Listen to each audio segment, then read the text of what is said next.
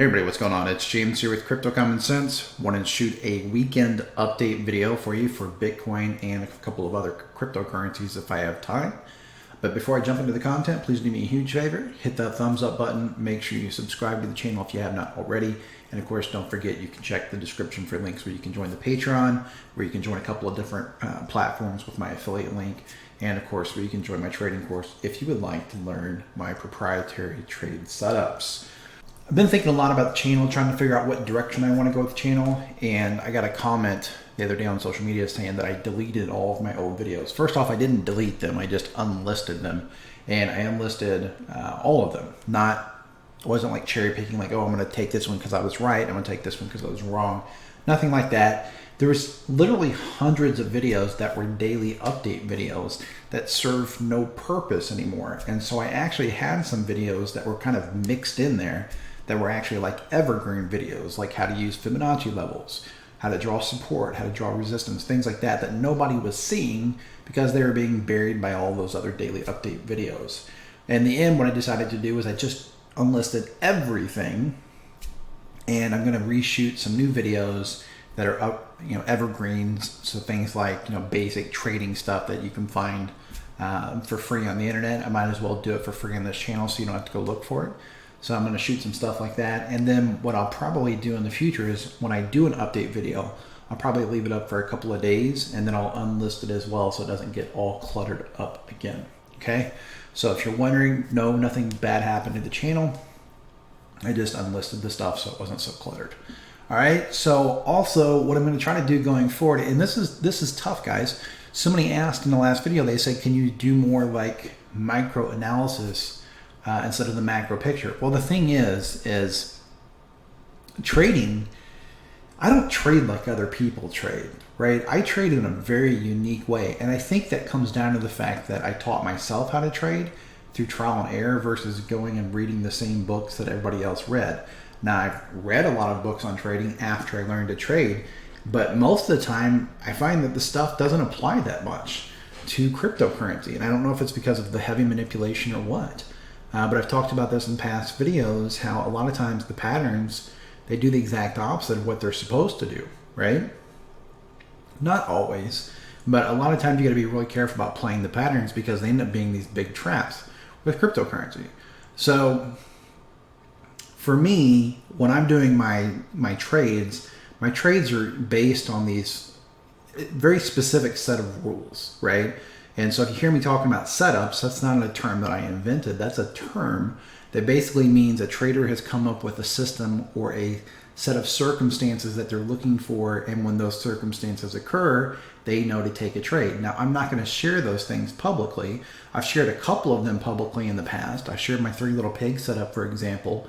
I'm really happy to see people using that and making money. But obviously, I do have to keep some edge for myself. And I also have to keep some edge for my students who are paying me to learn these proprietary setups that I've created. I have, a handful of them that I use. So I can't really do a video and say, well, this is a trade I'm going to take, not only because I can't share everything openly, but because I don't know. I don't know until it actually happens. And unless I'm going to shoot a video at that exact moment, it's really difficult to say, well, this is exactly where I'm going to go long, or this is exactly where I'm going to go short. So what happens by default, I end up doing these long rambling videos, and people seem to like them, but let's be honest, it's just the same thing over and over, right? It's like, okay, well, I think Bitcoin's going here in the long term. I think Bitcoin is going there in a long term. And I think that's why I got burnt out on doing videos all the time, because it was just like a broken record. So I'm going to try to do my best to kind of give you like a smaller time frame viewpoint, but just with the disclaimer that I can't tell you exactly what trades I'm going to take because I don't know what setups are going to come in, okay? Let's look at a 4-hour chart, and we can do a little bit of a trade lesson here. And I posted about this in Patreon. I posted about this in my Discord, and I may have even put something on Twitter. I don't think so, though.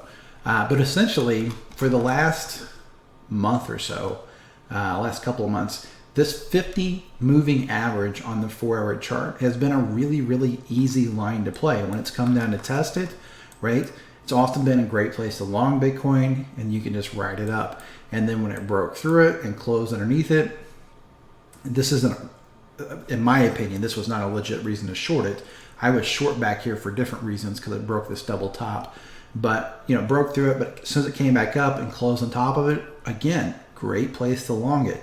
Came down to test it, same deal. Great place to go long, right? Bounced like almost 7%. Came down, tested it again a couple of, well, I guess yesterday, depending on your time zone. But again, hell of a bounce, 4.5%, over $800 bounce off of that level. But when I look at this chart, this was really, really sneaky what they did yesterday. And what I was telling the Patreon members and the Discord members was be careful with this because they've painted this double top, right? And double tops are supposed to be bearish, blah, blah, blah. But what they like to do with crypto is they like to paint these double tops and they like to send these tails down through this neckline, right? Giving bears a signal to enter, and then they like to push it right back up. They do the same thing with Head and Shoulders quite a bit. So what I told the Patreon members was make sure it closes underneath this neckline before you get bearish. And then when it came down, it actually put in an inverse Head and Shoulders on the 5-minute chart, which was confirmed with volume, right? High sell volume, weaker sell volume, almost no sell volume. So I posted that a few minutes later saying, look, you know, forget the double top. Now we've got this inverse Head and Shoulders here. Not my exact words, but that was the gist of the post, right? So when I'm looking at this on the smaller time frame, on the 4-hour time frame, this almost looks like a double bottom trying to form. Now, double bottoms, you're typically looking for them at the bottom of moves, but I still want to pay attention to W's in price. Down, up, down, and we're moving up. So in my mind, this is going to be a key level right here. If this was to go above 19,556, it would point to more upside. And when I say go above it, I mean close above it on a 4-hour chart.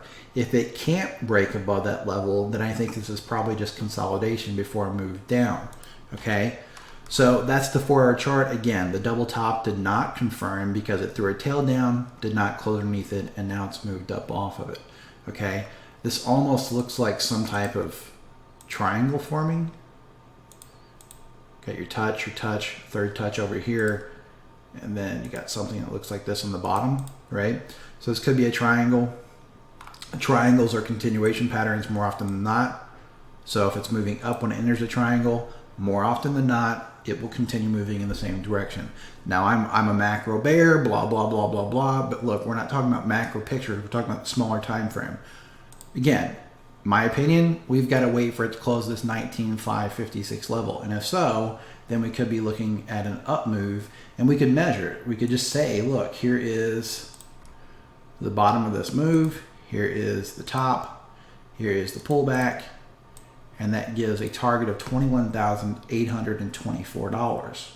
Okay. So got to be like really mindful of the fact that it doesn't matter what the market should or should not do. It doesn't matter that the market is ridiculously overbought. It doesn't matter that the market is being ridiculously manipulated. It doesn't matter that the market hasn't had a major correction since March. None of that matters, right? All that matters is what's showing up in the chart. And right now, the chart is not painting a bearish scenario on this smaller time frame. It looks more bullish than bearish, okay? Now, if we jump up to a daily chart, it looks different. And I'm going to turn this volume profile off for a second. When I look at the daily chart, it actually looks like this trend has started to reverse. If we go back all the way to March, we can follow this up. And it's basically been putting in a series of higher highs and higher lows. There have been some times like, you know, where it put in a lower high, but then it would follow up with a higher low. So for example, you had this high here. I would call this, this looks more like consolidation through here, but let's just say hypothetically, let's say that it changed trend, put in a lower low. This was lower than this, a lower high, and then you had your move down, right? But it didn't really collapse. It just consolidated. Well, it's kind of looking like that again. After it broke out, it was just a higher high, higher low, higher high, higher low, right? Here's a higher high, but a lower low, but then it turned around and put on a higher high. Well, now we have a lower high right here, and we have a lower low right there. It closed underneath this red line.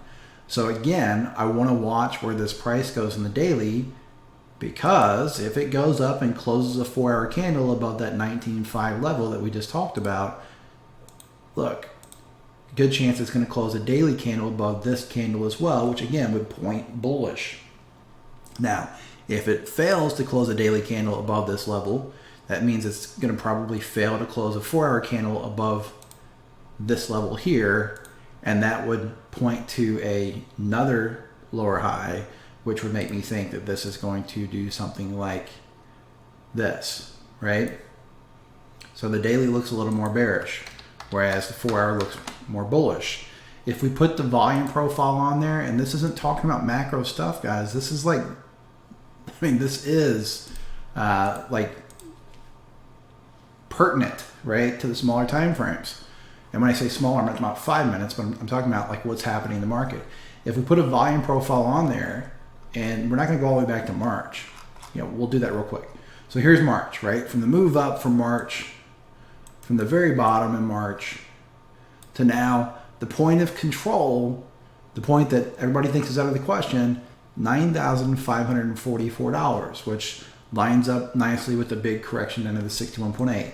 But let's forget about that picture. Let's just talk about this more recent move from back here in September, right? This is our local move for the last roughly 3 months. Well, guess what? Same scenario. The point of control is still way down at $10,444, give or take a few dollars, right? We can see here that there's very, very little volume being traded at these prices. There's a big gap down here around 14K. There's a really big gap down here around 11K, right? And I think that, we probably are, going to see those levels, but when we're going to see them, I think it's still up for debate. I want to watch the 4-hour chart. I want to see what happens there. I want to watch those daily charts, see if it does indeed put in another lower high. And to be, in my mind, to confirm this as yet another lower high, it also has to move down and take out this low, right? So that way we got lower high, lower low, lower high, lower low, all right? 50 moving average on the daily is currently sitting way down at 15,915. And of course, the 200 moving average is sitting down at around $11,735, all right? If we go look at a Bitcoin CME chart, the 200 moving average on that particular chart is way down at $10,551, right? Do not forget there are a number of gaps on the CME chart, right? There are, let's put this on a 4. The closest one is going to be right here, down around 16.9, right? It's a really large gap. This is a 4-hour gap. There's also some gaps back down here around 11.4K, right? There's a gap down here around 9,600, and there's probably a few more that I'm not remembering off the top of my head. I know there's one down around 3K, but I don't care about that right now. I'm talking about the stuff that's within range, so to speak. So the CME, it closed at 19.1 on Friday, but it put in a pretty big candle, so this gives us a really big range. It can open anywhere between here and here, and there won't be a gap on the daily. So not too worried about that in the shorter time frames. All right. If we take a look at a weekly chart. So with our weekly chart, we did get this spinning top candle last week. We still have nearly 24 hours in this week to go, so we have to wait and see what this candle looks like. If we get some type of major pullback before then, it could be a pretty good signal that the local top is in and that it's time to look for some type of correction. And we can talk about crashes in another video, but right now let's stick to the smaller time frames. Look for some type of correction. Again, basically had a straight up move from way back here, so there's been no real supports built. The only thing we have is these really old supports from late 2017, early 2018, okay? As far as more recent support, the first real support is going to be down somewhere between 11.5 and I would say around 12K, somewhere in this area through here, okay? So Obviously if we go down to RSI, we do have this painting a potential double top, right? Up, down, up. So if it closes there next week, I'd want to watch it and see if it does start to break down. That would be a double top, an extremely overbought territory in the weekly, which again would point toward at least some type of correction. In bull markets, the market tends to correct back down to around the 50 to 55 RSI level. You can see this last bull market in 2015 through 2017. It would just come down to the top of this box and then bounce right off of it. So, and it's what it did earlier this year. So it came down, broke through it, came down, tested it, came down, tested it, came down and tested it, and then bounced off of it. So if we do get a move back down, if we get a corrective move and it starts looking like it's finding support here, it looks like it's putting in bullish signals on the smaller time frames, I would probably consider it a bull market, and I would probably consider longing Bitcoin down there on a position trade, not just a day trade. Okay, that would be one of the few things that would make me maybe flip back to a bull versus being a bear who just keeps trading the market on smaller time frames. Right? You can be long and be a bear, but I have not been bullish on Bitcoin since March. This move stole a lot of my confidence in Bitcoin as a legitimate investment vehicle. So if it does move back down and it starts looking more like a traditional market, then maybe that will change that viewpoint. But for now, we can put that viewpoint aside and just trade these smaller time frames. So that's the weekly, that's the daily, that's the 4 hour. Those are some things I'm watching. I don't think I have anything in the 3 day to really talk about. No, it doesn't really look like there's anything that I care too much about on this 3 day chart right now. RSI is way up here. It hit 90, which was very close to an all-time high for RSI. We did put in more green 3 day candles in a row than ever in history, at least on the Coinbase chart. So, it's certainly easy to see that it's overbought, but this all goes back to what I was saying earlier. We can't focus too much on what the market should do, just on what the chart says. And I want to really keep an eye on the 4 hour chart. And I want to see, does this, stay underneath this line and move down, or does this end up being a continuation pattern where price starts to move up? My gut instinct says that if this does break north and start to move up, it probably won't get to the 21.8K. It will probably stop right at this 20K, right at this 61.8. Basically just enough to get bulls really excited, thinking, okay, we're through the hurdle, and then down. And I'm sure a lot of bears right now probably have stop losses up around 20K. So it would be enough to wash out the bears, trap the bulls, and then move it down. So that's if it closes a 4 hour candle above 19,556. So we will wait and see. The other thing that I want to just kind of quickly share with you all is if you're somebody that likes to leave comments and you like to be negative, just know that going forward, I am cutting that out. So you're welcome to leave comments. I enjoy reading comments. I encourage you to leave comments. I even encourage you to share your opinions if you disagree with me. All I ask is just be an adult and be respectful. That's it. All right? Remember, I'm just some guy sitting in a spare bedroom. So I could be wrong about all this. I've been wrong before. I will be wrong again. That's just trading. All right? So you should always do your own due diligence and seek out professional financial advice from a licensed financial advisor before making any type of investment in cryptocurrency, stock market, or precious metals.